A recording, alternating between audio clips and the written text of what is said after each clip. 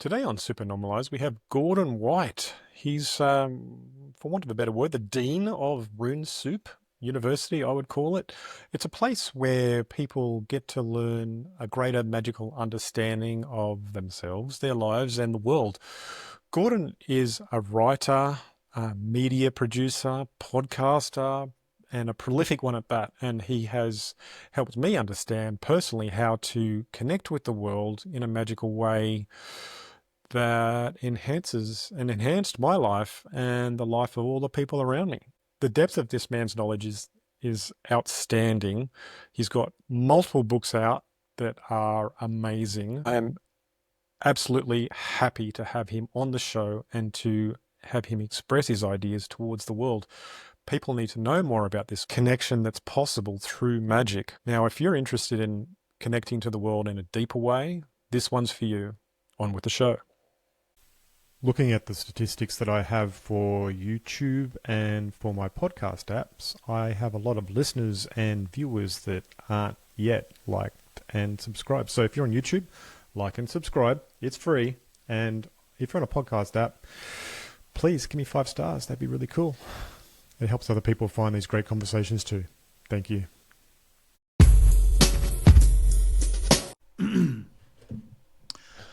Hello. Good morning, or actually good afternoon for you, isn't it, Mr. White? Yeah. I am more than familiar with the early shift, trust me. Yeah, it's pretty awful. But I'm getting used to it too. I've actually learned the trick. Get up an hour earlier. That way you don't look like you're still asleep.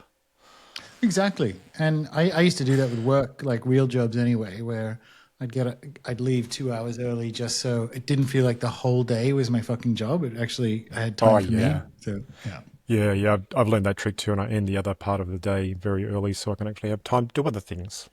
Correct. Tell me, why are you in Asuncion? Have you escaped because the boiling frog has showed an indicator? Well, I did that the first time. So yes, it's more about building out a second life. And the same thing happened when I first moved to Tasmania, which was...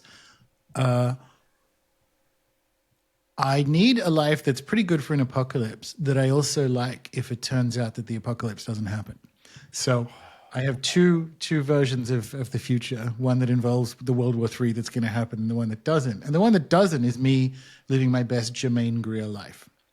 So for most of her life, and I think she's too old to travel now, but she would skip the English winter and go to Queensland, and she had a place in the Daintree. And so I'm doing that, but...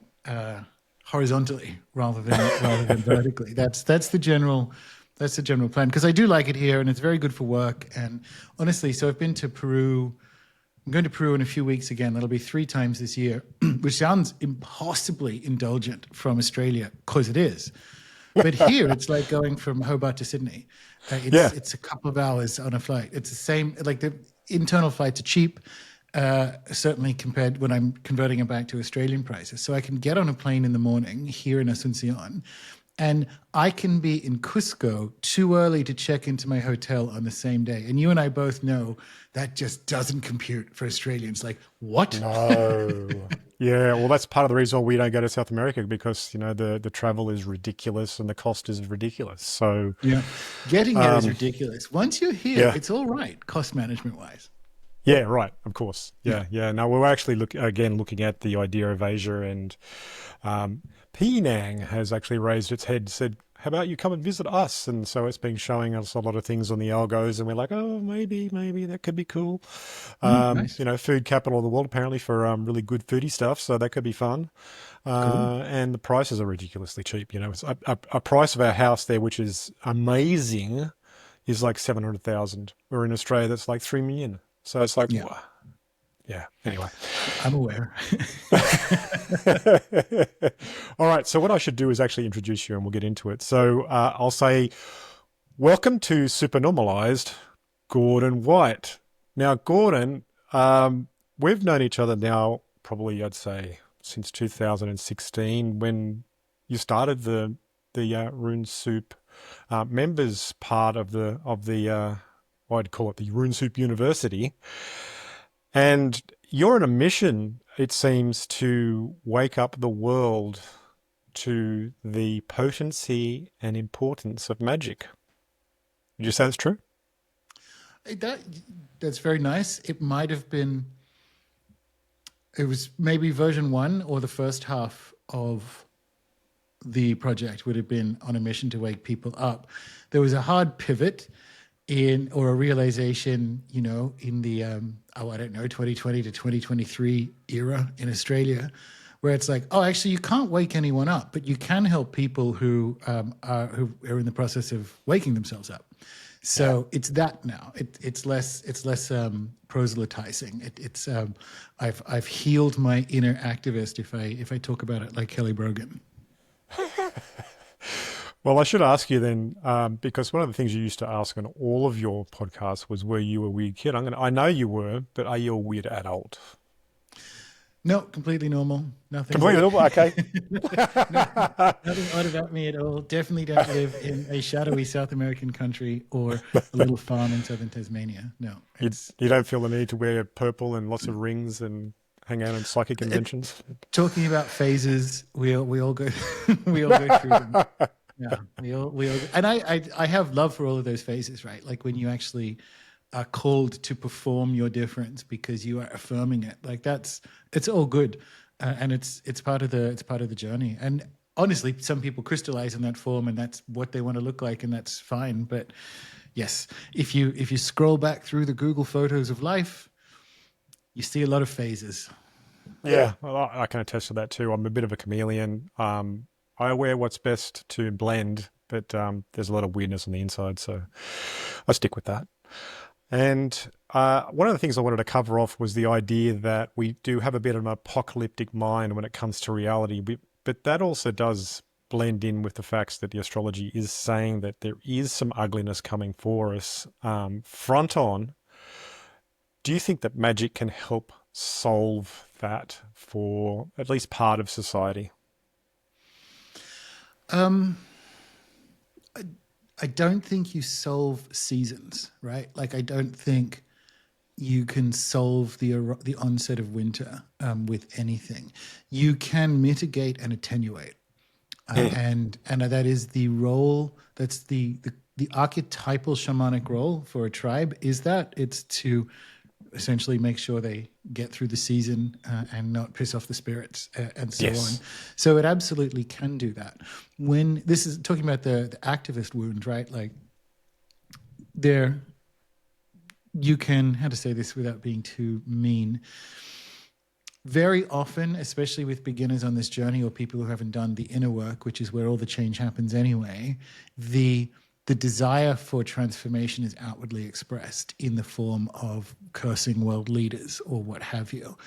And that runs up against Bayo Komolafe's perfect question, what if the way we respond to the crisis is part of the crisis? And you're actually just putting more energy into the system. So the wisdom and the insight and the transformation of the cosmos happens internally, which is then reflected externally. So if magic can get you there, and plenty of other things can get you there as well, but if magic can get you there, then yes, you actually can. Like Jung said, you can prevent nuclear war. Well, depending on how many of us integrate our shadow, we'll be able to duck nuclear war, which is also why nuclear war is on the cards between now and 2028. Yeah. It seems like there is a great healing that is going on as people become more conscious. And I remember as a youth talking to spirits, and nearly all of them were saying that yes, it's coming, it's coming. Be patient, be patient. People are going to wake up, and I'm like, oh, how long do I have to be patient for? But it seems to be now that I can be around other people that I would in previous time would have considered to be completely normal, but they raise all of these issues too now, Yep. and they do so consciously with understanding of what's going on. And I can't think of anyone that I know now that believes anything that's been reported in any news whatsoever. It's like the whole world is being turned upside down when it comes to consciousness and being conscious of what's actually happening. So that's a good thing for sure. Now, you've got such a diverse background spanning chaos magic, shamanism, permaculture, and media work.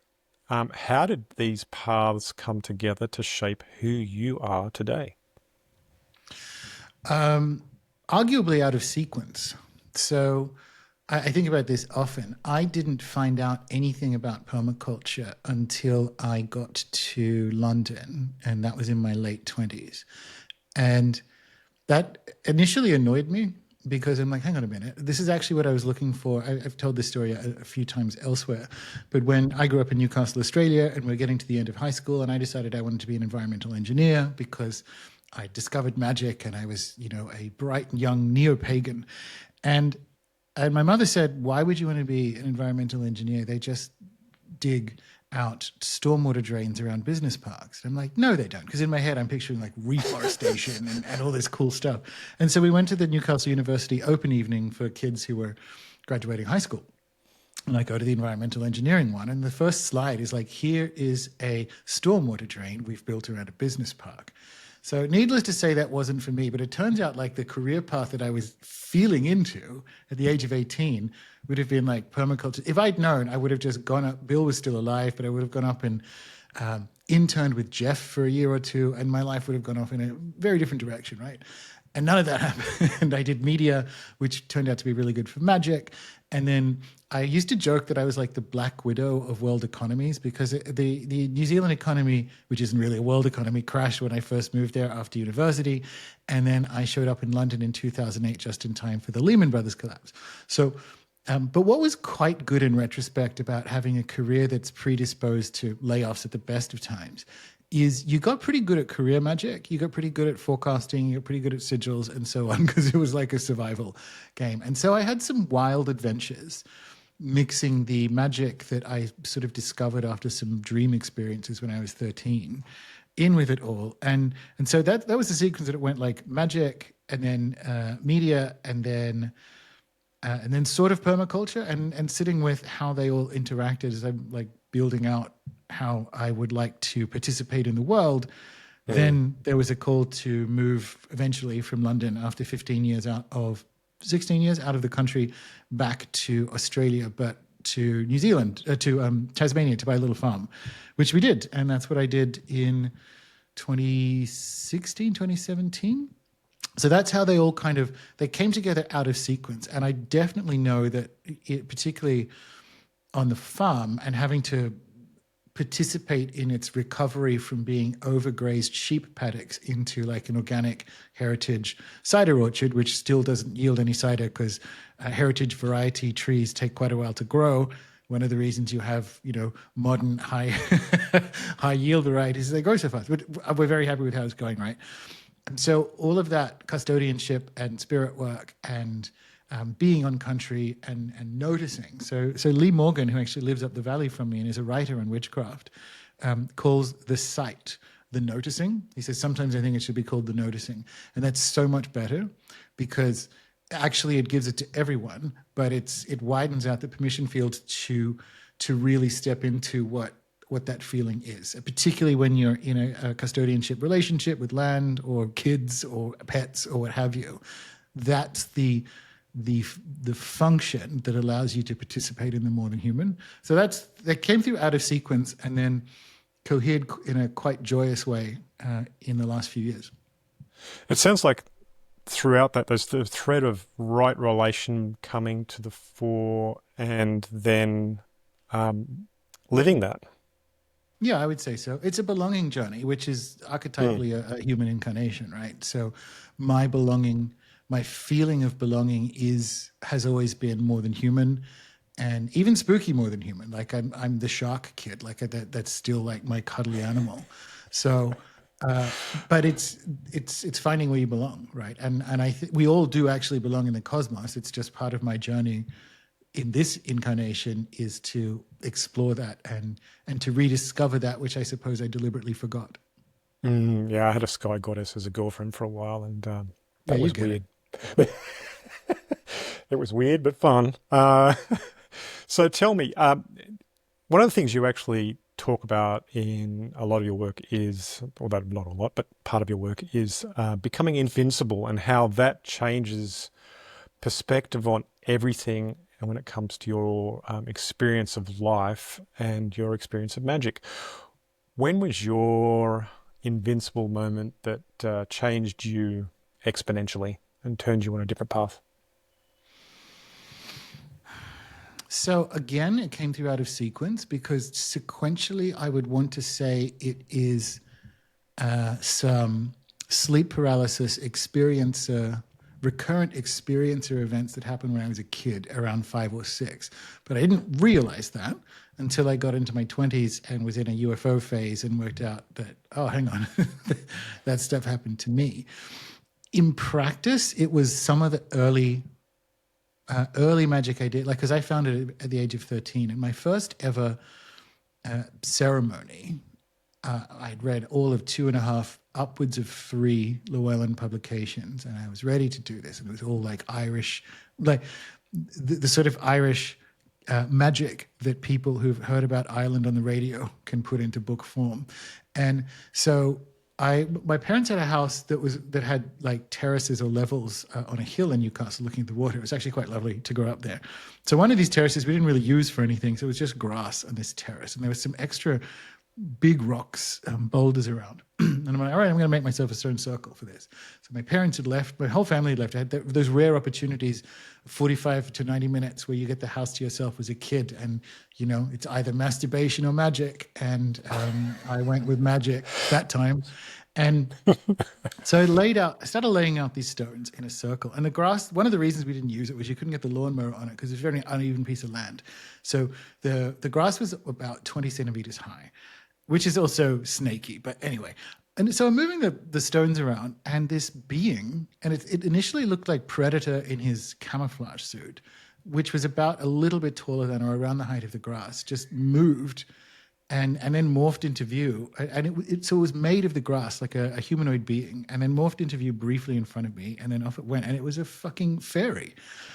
And I'm like, wow, magic's great. I bet this happens every time. Which it doesn't, but that was my first like, oh, hang on a minute. Like these precious books are dealing in real wisdom. So, and then speaking of another misfired attempt in Newcastle, at Glenrock Lagoon, which is we used to be able to walk to it, is a national park area. And it has a waterfall. And talk about learning custodianship. We did none of that, my friend Owen and I, and we went and did a self-initiation into some kind of neo-pagan Wicca druidry melange that we'd concocted. And we got followed back. You had to walk down a track beside the waterfall and then onto Burwood Beach, and then it was about 4 kilometers along Burwood Beach, and then scramble up a hill to get to my parents' place. And I mean, like, followed by spirit beings that we could both visibly see, kind of like almost escorting us and making it go faster. We would absolutely not welcome, and we had upset some beings when we were there. Oh.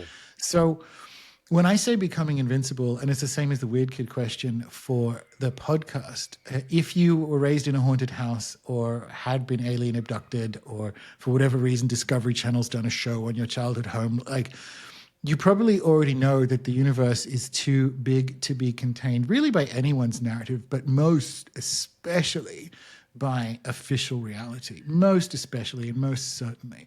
And there's no way back from that. You don't ever play a smaller game, ever. That's what becoming invincible is. Your morality shifts. There are things that are worse than death. There are things that mean nothing now. Things that mean nothing. You know, what perfect strangers think of you and so on. Like, it's incredible. And that's becoming invincible. That's when you become like a immortal citizen of the cosmos. You have a cosmic frame and a cosmic morality and cosmic concerns, which doesn't mean that you don't do the laundry, but it means that you can plan lifetimes, right? So I didn't know this at the time, but it's something Martine Prechtel said that I really took on board. It's an intact culture is one that can perform actions whose outcomes it will never see. And if you look at that classic Turtle Island indigenous idea that all decisions were made for the benefit or the attempted benefit of 7 generations hence, that's an intact culture. That's a culture that will make decisions for a future they will never see. And that's not exactly what happens to you when you become invincible, but it's like that. You have different time frames, and anything. It can be a trauma experience. It is for a lot of people to blow up the puny controlling version of official reality, and then it's up to you to play a bigger game, and the game that you're called for, and that's the sort of thing Rune Soup is for. Mm. Do you think that people are, in a way, tapped on the shoulder for this change in their lives, or does it happen to only certain people? Uh, it is technically available to everyone because everyone is an aspect of the one thing, obviously, like Mm. holographic instantiations of the one thing. That said, as with all we kind of do when we're down here, we sign up for most of these choice points before we get here. And Mm. so Yeah. you tap yourself on the shoulder. That's kind of, and it's like you only have yourself to blame for when Yeah, that yeah. happens. But that's how it's very interesting. I just finished recording a video about this. Uh, it's a perception error being down here that everything looks preordained. It's not quite that, because you are continuously co-creating. That is the case before you get here and when you're here. But there's just like simple reframes you can do or think with that make that more efficient. But broadly speaking, it's not for everyone in every lifetime, but nothing is, because the cosmos is ideally exploring in the direction of novelty. So it actually does need new things and new combinations. Yeah, yeah. A part of that you said there is that we're living in a space of co-creation, which is a firm belief that I have as well. And I came to that from exploring myself with plant medicines, amongst other things. And I came to the conclusion that this is the heaven that we all create together. But it's not necessarily that we agree on it. It's just whatever you're putting into the world creates the world. And we observe the outcome of that creation in the everyday, from even the smallest of thoughts and how we actually believe in ourselves and others. Do you think that worldview is something that people are swinging towards or changing towards as we come towards this apocalyptic moment? Yes, I think they can feel it more easily than they can describe it. So Yes. Charles Eisenstein's very good at describing this because he emphasizes that the last couple of centuries of our culture here have prioritized bigness and have prioritized material effects. And so it's not good at seeing the thing that's actually our felt experience of life, which is that the most powerful and transformative things are the smallest or the least physical or mechanical, which would to be love and so on.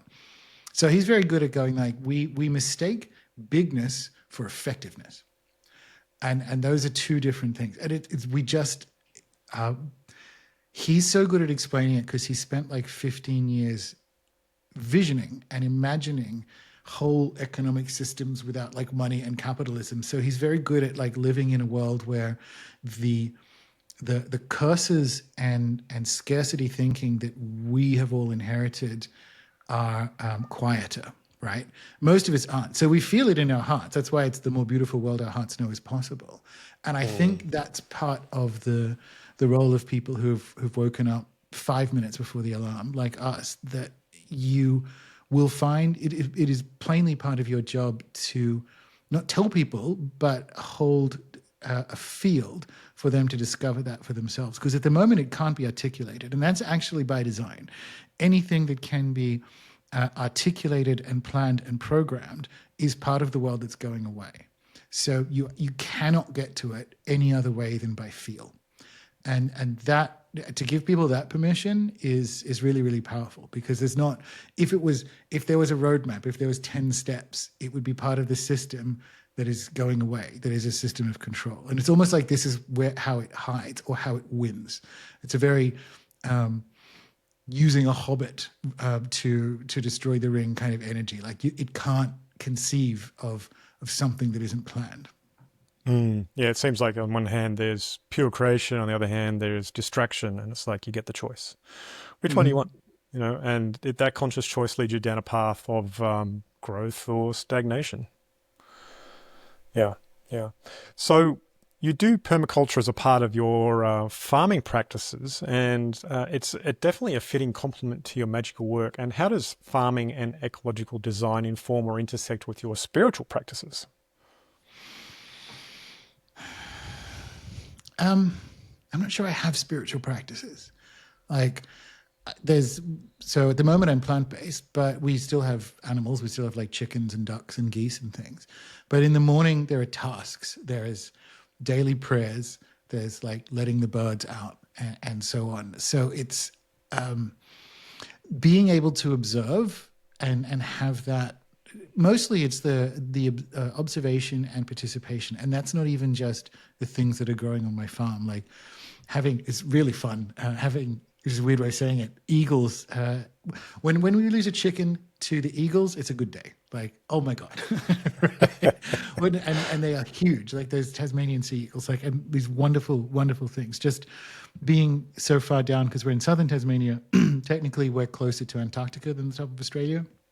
So you get big, powerful, exciting weather, and unfortunately, because it is Australia, lots of colonial ghosts and memories and stories, and this all feeds into what it is really anywhere to live. I think in 2025. So in that sense, it feeds into each other, but also being able to observe really strange things like we've had hundreds of chickens. Most of them are much for muchness. And once in a while, you will get a hero chicken. And she will just, because it's usually, because we obviously they're overwhelmingly female, she will just, we had one that I called Whitney, who would just like leave. We just open the gate and she'd worked out that we don't electrify the fences. So she'd just hop over it.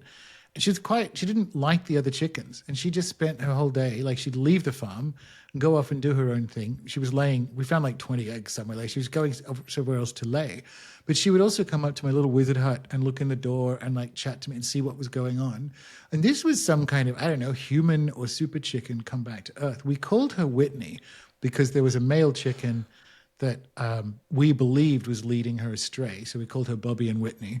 It was a beautiful doomed relationship. But it turns out she was leading him astray. He died first. She carried on doing it after all of that. So you see, you go through phases in an animist, in integrating and reintegrating animism back into your life. And so you move from dead universe materialism into, I guess it is all alive, that involves a little bit of anthropomorphization, right? And that's one of the criticisms, and it's fair early on as you're building out your widest sense of community cosmos, and then you move further along, and then actually some beings are different to other beings and of the same order, and that's been one of the gems actually to understand that variety. You're not making it up. Like there's variety in the more than human and agency. Like this chicken was a CSIRO breed that is bred for eggs. That's it. Like it's a Italian Legba CSIRO blend of some description. So it's a mutant of capitalism. But nevertheless, she was this like super chicken, and that's good. That's one of those encouraging like things. But broadly speaking, you learn to fold, and this is actually advice. Don't separate the spiritual tasks from the farm tasks. In the morning, there's prayers and let the chickens out. Yeah. That speaks back to the Zen idea of chop wood, carry water before and after enlightenment. So yeah, for sure. Shadow work and spiritual awakening are recurring themes in your teachings. What advice would you give someone just beginning to explore those areas with their own magical practice?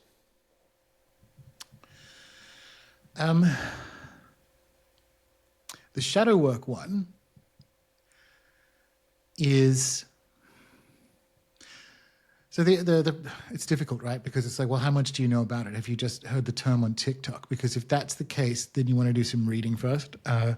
You want to do some reading, but let's assume that you understand the notion of the shadow as that which you excise from yourself and put in the corner in the dark so that you can build your ego, your egoic form to carry on in life. And that's what I really like about Jung, amongst many other things, is that the ego isn't bad, right? Like it's a necessary accretion that the psyche develops to be able to get through life. Like you need one. It can certainly do with some improvement, a little touch up here and there, that's for sure. But little Botox, little PRP, but you don't need to destroy it. And so the shadow is all the things that you hope other people don't notice you really are, right? And that's venal, that's a villain, that's angry, that's selfish, that's all these things. And shadow work is the process of allowing and facing that, turning a friendly face to those things that you had understandably as a kid in adolescence excised, so that you don't keep bumping up against them in the form of other people and repeated situations and so on in your life. So whatever process you need of coming to that awareness, I usually tell people, when you hit a repeated situation, ask yourself, how have I made myself a match to this? Like, what am I seeking to solve? The goal of shadow work is to stop bumping up against things that the psyche continues to show you in the hopes that this time you will alchemize them. So that would be the process. It's like, get clear on what Jung means by it. And then however you want to do it, journaling, soul retrieval, any of that kind of stuff. There are innumerable courses, whatever, on how you integrate those things that appear as repeated patterns. And it's the most powerful manifestation techniques, because you are always getting in your own way. There's no one else to do it. There's no one else to get in your way but you. And clearing the path for all those good things is the shadow road. Yeah. Part of my major shadow road work for myself was actually my Saturn return, which turned really wildly weird when I was attacked by a shaman on a walk in Byron Bay, where he put onto me a couple of entities to skin ride me. And I didn't realize what was going on at the time. I'd been warned about it by a psychic a year and a half before, even the exact event and the exact day, and told me what to look out for. And at that time, I just didn't recognize it. And it took me months to get it off. But as a part of that, I learned a whole lot more about myself. So, all credits to that shaman that woke me up in a certain sort of way, but it was a real hard kick in the pants. But sometimes shadow work can be like that. So speaking about spirits and being clear, how much of our, would you say, our negative personalities are actually some sort of entities that just are sitting on our shoulder and just whispering naughty things into us to distract us from the truth? Well, interesting. I'd start the frame a little bit beforehand. So I Yep. have a shamanic view of the human psyche, which is as a ecology, right? So as a community of beings, which it has to be if it's going to, hermetically be the microcosm to the same thing in the macrocosm. And so very often, yes, it's crowded in there even without entities. And so you will have soul parts that, trying to do the best thing for you, are going to be running some really dark scripts in your head. And like the most famous one, which we kind of learned from internal family systems, like the inner critic, is criticizing you internally so that you adjust your behavior before you have the chance to be externally criticized, right? So it's actually trying to save you from the experience of being criticized as a child by caregivers and so on. So it's crowded in there and often mean, even before we get to entities where you definitely do find them now. And they're, funny enough, you find more of them in the unintegrated West because we have all these parts that are still roaring around in our heads. And those are typically the things that these other entities get their hooks into.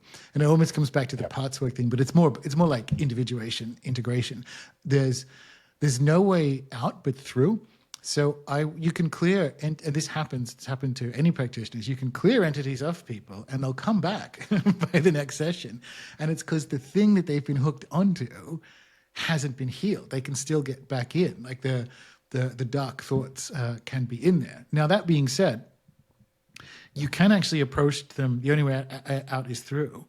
You can and probably should in this era do some regular spiritual cleansing. So I used to for years. I don't now. I don't know why, but I used to have sea salt in a plastic cup in the shower, and I would just fill that with salt water and say, "Asperge me with hyssop, Lord," and have that. So I remember every morning to do an energy cleanse. I do that pretty regularly now anyway, but any of that stuff that you can do about clearing your own energy field using Palo Santo, anything like that, always good, because it's just like, well, if you pick the right plant ally, it's not going to hurt. Salt is not going to damage anything in your energetic system, and neither is Palo Santo, but it is going to make it cleaner when it comes to other beings. So that's kind of my answer to that. As for our world leaders, it's a different story. They're definitely there are definitely loud and unpleasant voices in the heads of people near the red button. I think those same people are actually loud and in people's heads of people that don't think all the way through too when it comes to whether those beings should Absolutely. be influencing every part of their lives, if you know what I mean. Yeah. The devil's cleverest wild. Okay, so as someone deeply involved in teaching magic authentically, what do you see as the biggest misconceptions people have about contemporary magic today? This answer's changed over time as well. The West does have an authentic and valid magical tradition, current lineage. And it is not it can be in the right hands, but it's not like a 19th century Golden Dawn down to Thelema, down through whatever sex pest orders continue today under those brands. The Western tradition is a cunning tradition. It is, and it has conserved practices across time. It has allies and prayers and spirits and all of these things. And we know this by comparison. It looks like curanderismo. It looks like traditions, lay traditions, if you will, peasant traditions around the world. So I would say the biggest misconception is the necessity, or the seeming necessity to like invent or hypothecate a tradition based on literally like the 19th century version of the New Age and what have you. And when you do that, that's, again, it's a permission field. It's like, oh yeah, that my mother and I worked that out, that her grandmother was one of these women in Ireland, and you know, these were the prayers that she would use, and she used to say this and use these herbs, and it's like, oh my God, it's been there. It's been there the whole time, and it's not some, you know, tubby middle class Englishman in the 1880s talking to Horace. It's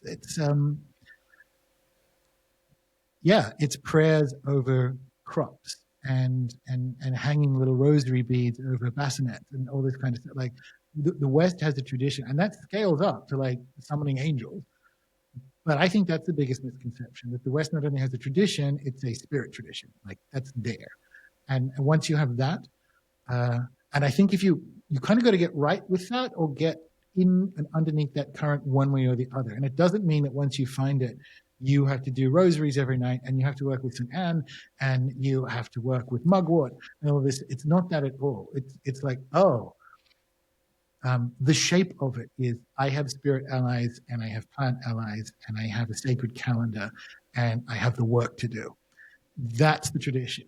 And that's, I think, people take a while to find that. And because once you found that, whatever is on your heart and whatever beings want to co-create and work and play with you, well, that's up to you. That's always been up to you. If you look at the history of the witch trials, particularly in England and Scotland, they have, it's all different. There's not even, I mean, Scotland is quite a bit of the devil, but like if you look at the English stuff, it's fairies, it's different, like we would say spirit guides now. But it's familiars, and the familiars are teaching them what herbs to use and helping them with prayers, healing sick kids, and all this kind of stuff. And you don't necessarily need to go into that practice. The point is to look at the meta form of magic and go, oh, right, so it's allies and prayers and timing. That's the form. And we always had that. We didn't need to memorize the Hebrew alphabet, to mispronounce some alleged Kabbalistic words while calling on Horus in like a Ladbroke Grove drawing room. Like that didn't, if that's your vibe, go for it. But that's the biggest misconception, I think. Mm, yeah, yeah. I think as a part of my growing up magically, going from, well, I can do anything anytime to actually doing things with a bit of structure from learning from you, it at first I thought, oh, I've got to do it a certain sort of way and to make it work. But then I actually figured out, no, no, no, you're actually thinking too structured still. You've got to sort of blend those things together to make your own personal understanding that actually activates all of the things in the Correct. right way. And once I got that, I was like, oh, okay, no, no, don't be so anal And about it. and Just it will be yours, and it will be your version of it. A really odd example, now that I think about it, or metaphor, is driving. I remember when I was on my L plates, a friend of mine, Sarah, she had a boyfriend who was 2 years or a year and a half older, which means he was on his P plates. And so he and I used to go driving and smoking because he looked old enough to buy cigarettes.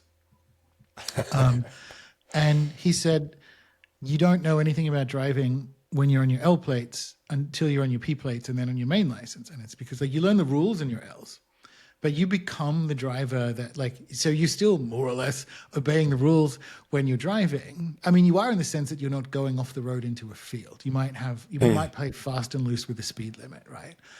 That's what magic, you begin with the structure of like, okay, oh, it's spirits and it's timing and it's allied. Like it's allies and it's timing and noticing. Start there. And then as you did, like you find exactly what kind of magic driver you are. Like what does timing and allies and all of that stuff look like for you or for whoever? yeah, yeah. Well, I found personally over time that I'm being backed up by a whole cadre of a spirit team, and it's a matter of directing that in the right direction to make things Yeah. work. And yeah, it feels good to be that sort of supported and to recognise that. Can you talk about the community aspect of your group, Rune Soup Premium membership, and how important is that connection with other practitioners for personal transformation? I would say it's very important, which is honestly why it's been a priority. When I started the podcast, so before I even knew the website was ever going to have a membership, there barely were memberships. I remember growing up in Newcastle, Australia, which I don't love. And I would read these books by like Peter J. Carroll, and he was one of the founders of Chaos Magic. And I'm like, who is this incredible? Does he live in a tower? Like, what is happening? Because Peter in particular is remarkably good. You will not find an image of him on the internet. I have no idea how he does it, but I've met him since, and he does not look like any of the images when you Google image searching, which is fucking amazing. Anyway, so I had this. Then I moved to London after New Zealand and whatever, and I ended up meeting some of these people, including Peter, and some of them became quite good friends.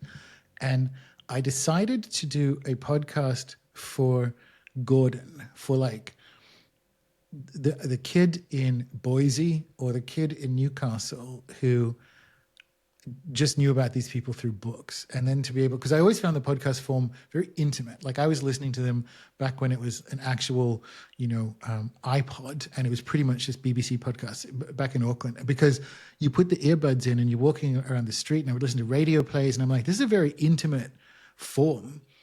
But nevertheless playing with the world. And I wanted that with, at least initially, the voices of these people. So I always had, I guess it's a little bit selfish, like myself as a kid in mind, but more a lot of people, the majority of people on the magical path, just because it is solitary from a human perspective, do miss out on having colleagues, I guess. And just knowing they're there is enough. The membership over the years has gone camping together, and we've done events in New Zealand and ayahuasca trips, and people just, meeting up for coffee. And as far as I know, no one's got married yet, because people actually ask that. I think it's because they're all sluts. But anyway, but the point is, like, it's one of those groups of people that's really nice to know is there, even if you're not particularly involved. But you are, because you're like in the field of it, in in the college, right? In the sense of the invisible college, right? You're part of the mission, and that's always been. I mean, maybe there are other ways to do it, but that's been my priority since before the membership. Is that sense of collegiality, and because the word community is so overused, and it is a community, but yeah, that's for me. It's always been there. Like it's just been what I've wanted to see in the world. So that is my best effort in manifesting it. Yeah, we've seen great benefits in that. I mean, personally, I remember the time that your farm was threatened by fire, and Oh we all yes, got together and petitioned and prayed, and what happened? we summoned a water dragon, and it put the fire out. That's remarkable. That's all on the internet and in my book. But yes, that was what was that? The 2019 Tasmania fires. Yes. So January 2019, and that 60,000 hectare fire got within 400 meters of the farm. But we relied on some friends who had some very good Vedic astrological knowledge and picked the right window to summon Vasuki, which is one of the essentially a water dragon from Vedic cosmology. And I saw exactly when it was going to happen and said it. And it ended up being that Wednesday night after the Monday or something like that. And there was no rain on the radar because it's February in Tasmania, and we needed 20 mils, and we got to put the fire out. That was according to the fire chief, and we got 22 mils. It's a remarkable experience. When I went back to the farm, you could feel, because the clouds are obviously very low, it was pouring, and it was like a UFO event. Like I couldn't see the being in the clouds, but it was as if a plane, not the sound or anything, but if a plane was flying low, you could just kind of like feel it. That was the experience. It was remarkable. So yeah, if you need a dragon, turns out you need to call up 100 wizards. I didn't encounter anything that I needed to have to fight against in that way, except for when they installed a 5G tower across the road from where I was living at the time, and I went. I remember At that that. time, we had the forums, and I wrote into I the remember forum, that. please help, and at that time, I think about 20 people wrote all these different ideas, and I did all the things, and within a month of it being turned on, it was turned off with a sticker stuck on the side of it that said this is being turned off, and I was like, what's going on? Looking in the news, the whole network had been turned off Australia-wide because it was actually based on Huawei, and they discovered there was backdoors in it. So it's never going to be turned on. It's in court No battles good. forever. We apparently have backdoors in those solar panels too, so we'll see if they get turned off. Oh, yeah, I heard about that too. So you have a series of books too, and the ones that come to mind right now are the Chaos Protocols, Pieces of Eight, and the other ones have just left my mind right now. So, what is your purpose and aim in your books? I mean, they're obviously directing people towards a connection to magic. Tell us more. The first few books, there's like the practical magic books, which is Chaos Protocols and Pieces of Eight. And Pieces of Eight in particular, or Chaos Protocols in particular, rather, is a Llewellyn publication, and I was very grateful for that because my editor really held my feet to the fire to make sure that it was a beginner's book. Like I said, this isn't going to be the first book people pick up on magic. And she's like, yeah, but what if it is? She kept asking that. And I'm like, all right. And so consequently, I'm quite happy with that as the introduction. The other books, so my Scarlet Imprint books, my Dot trilogy, which is Starships and Animistic, is a different project. That's my magical cosmology, right? So Starships, a prehistory of the spirits, is telling the story genetically and mythologically of how what we know as, I guess, the Western magical ecosystem came to us and is ultimately 100,000 years old, like as far as we can tell, probably earlier. That's according to like official human timelines, which is a rabbit hole for another time. And Animistic is my book on animism and the more than human world and how we upgrade and transform our theory of mind so that almost like we no longer need a theory of mind, but that moves us into the cosmos as a community of beings. And the final one of them will be how they're activated essentially. So all that stuff we spoke about with regards to the cunning traditions, it's more in that direction, which is one of the reasons why I'm here. So I don't know if I have a goal or an aim. I'm going to finish that Dot trilogy, but I don't know if I have a goal like, oh, I'm trying to do something different with the books. I definitely am. I think I'm just trying to express myself creatively. The book thing in 2025 is interesting because as an author, the things you get out of having a book is people engaging with your ideas and giving you feedback, which, having mentioned the Rune Soup community, like we all already have that. So it's like, okay, I can shorten the cycle from the 18-month publishing cycle and just get feedback and share material that way. And that's good and bad. Like it's good for me and presumably good for the membership, but it's bad if I ever want to get to finishing the old bookie book. And I even noticed that when Animistic came out, so from people would engage more, even like online. The internet, it was easy to track where things were being engaged online. So when Chaos Protocols came out, more people were still blogging. And so you could see people working with the ideas and wrestling with it. By the time Animistic came out, I certainly wasn't using Facebook, but in a social media context, you don't really find anything like that. Just it's probably happening somewhere, but it's not indexed like it is when it comes to like blogs or live channel. So I was actually a bit disappointed.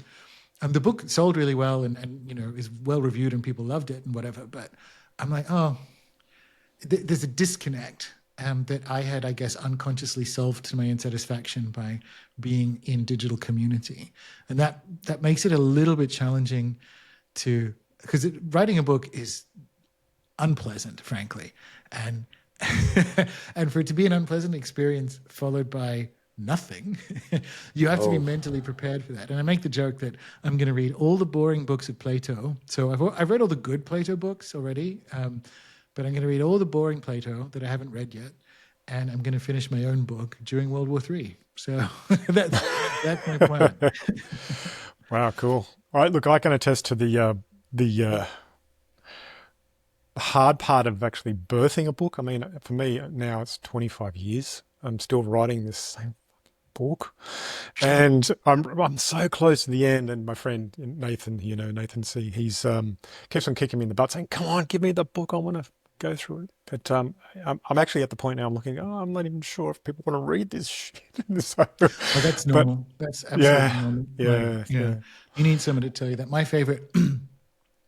I got 4/5 of the way through Starships, and we were in New Zealand for a wedding or something. I can't remember.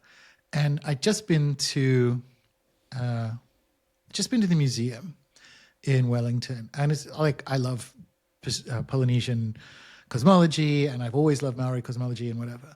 And I realized that there's quite a bit of Polynesian mythology in a chunk in Starships. So I emailed Peter at Scarlet Imprint and go, tell you what, I don't know if this Starships book is any good. What about a book on Polynesian mythology? And he talked me down off the ledge of this is normal. No, Starships is really good. just finish the damn book. This happens to everyone. I'm really glad that happened because I had lost my mind. I honestly thought I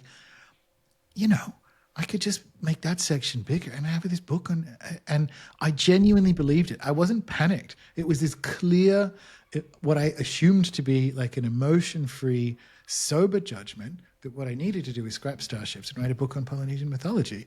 And if I didn't have someone to say no, there's always a moment where you think this is the worst book in the world, and that's probably where you're at now, always.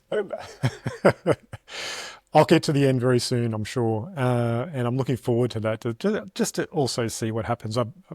It's been one of those books that sort of echo my life when it comes to this podcast, for example, Supernormalized. That I'm trying to get into book format, the understanding that all of this magical experience of life is normal, and that's basically what I'm trying to do. So hopefully that comes through. Okay, so considering all that and your work with Rune Soup, I call it Rune Soup University, what's one powerful lesson or insight from chaos magic or shamanism that listeners can start applying every day in their lives right now?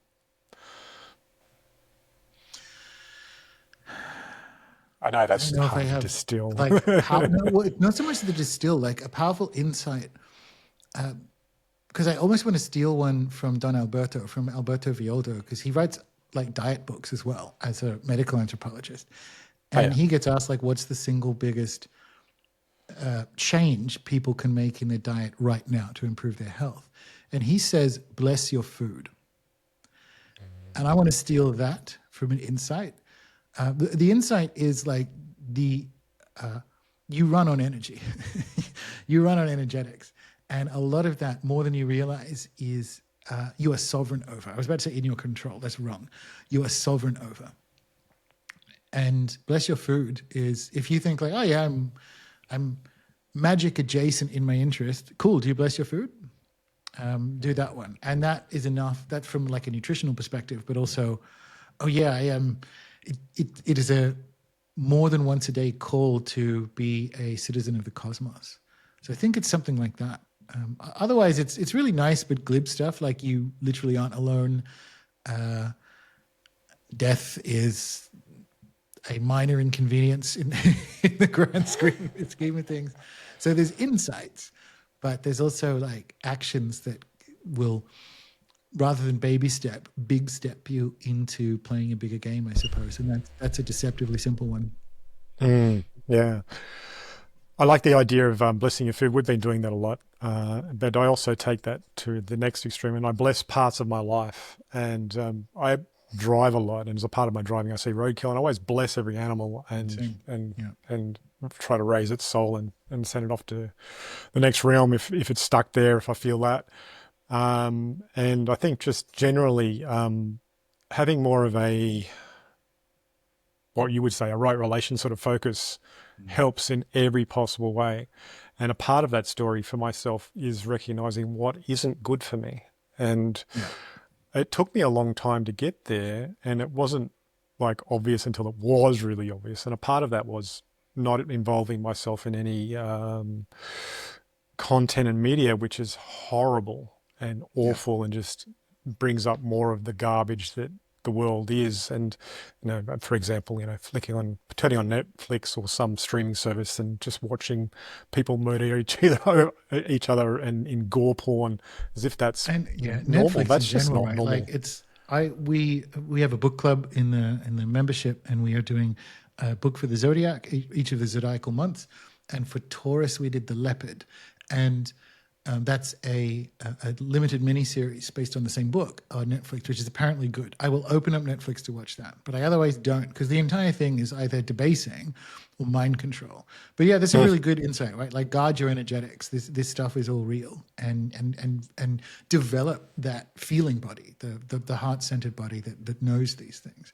And to your point about the roadkill, which I do the same thing, and it's what your experience earlier, the psychedelic understanding, your thoughts and your intentions. There are no small intentions. Back to what Charles said, and so on. It actually it is retained in the cosmos longer than the actual corpse of the animal will remain stable. Like it will decay, and your intention and your prayer will last longer. Like we're switched. That is the real game, and whatever can get you there is really good. But it's a really good one. Like be sovereign and custodian of your energetics. Absolutely. Well, Gordon, we've come towards the end of the podcast and I wanted to help people find you. Where would they go? Runesoup.com obviously is sort of a hub where you can find everything, but all the writing these days is on Substack, so runesoup.substack.com, and there's links to the membership on either of them. And I'm doing a lot more YouTube. I'm in a YouTube sprint, which I'm really enjoying for the next couple of months. So I've noticed you're prolific yeah. and it's fantastic. There's so much stuff that you've come out with lately on YouTube that I play and I'm like, oh my God, that was just like a therapy session, man. I have to play it Yeah, again. I'm loving it. Like it's funny. Like it's the same thing with books. It's what's my purpose with it? It's like I'm really enjoying it. I'm really enjoying the form. It's such a pretentious thing to say when it's YouTube, and I don't mean it like that. But I'm just like, oh, this is fun. Podcasts are good. I've shifted the podcast to being almost more solo shows and whatever at the moment with some sporadic interviews. But it's just creatively where I'm at. So I've got a bunch more, and it's just really fun. But yeah, if you just Rune Soup, you'll find it anywhere. I'm not. I technically still have my X account, but don't. It will be a while before I get back to you there. I don't really do anything. Wow, that's a time hole in itself too. So Exactly. I Well, understand. like Substack, runesoup.com, all good. Yeah. Yeah. Excellent. Thank you so much for coming on the show and sharing with everyone your understanding of the world of magic and your experience of it. It's been a pleasure. You're very welcome. All right. I'll say goodbye to listeners. A huge thanks to Gordon for coming on the show. That was absolutely perfect. And I'm so glad that Gordon's in the world because of the learnings I've got from his understanding and his dedication that's very, very driven. If you've enjoyed today's show, reach out to Gordon at Rune Soup and say thank you so much. That'd be really appreciated. And join the membership. That'd be really good. And if you've liked this episode, like and subscribe. Or even if you didn't, like and subscribe anyway. And yeah, if you're on a podcast app, give us 5 stars, say something really nice. And until next episode, it's bye for now.